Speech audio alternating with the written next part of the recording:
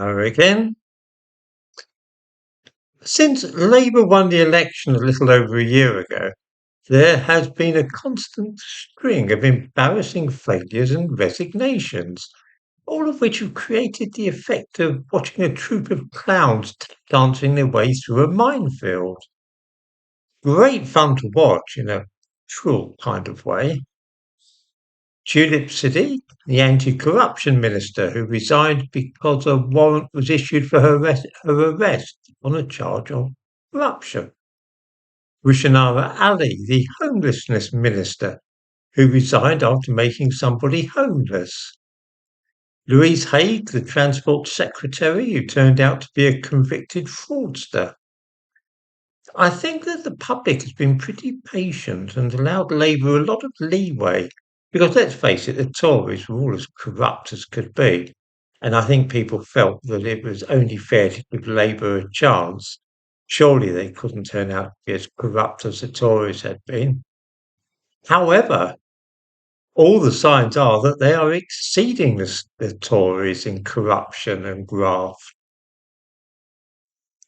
When you have a housing minister who is determined to crack down on tax evasion and hopes to raise more money in taxation from property sales and then forgets to pay £40,000 in stamp duty, this really was the straw that broke the camel's back.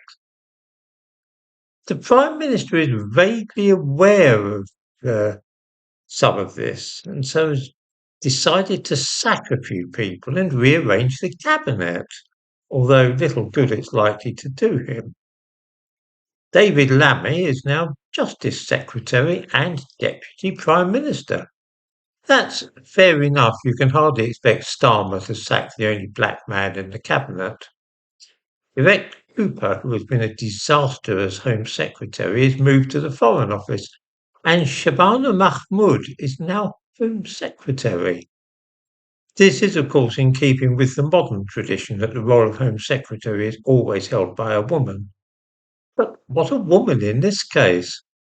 Just as the government is trying to crack down on the group Palestine Action, many arrests are expected in London tomorrow of members of this group because there's going to be about 1,000 of them carrying placards illustrating their allegiance to the cause of Palestine Action.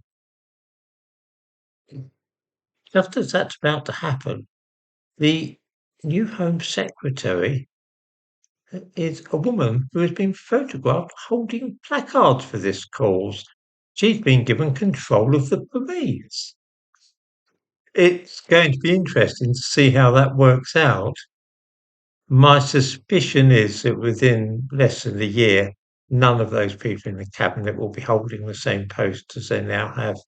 That's always assuming that there is a Labour cabinet still and that there hasn't been a revolution or military coup by that time.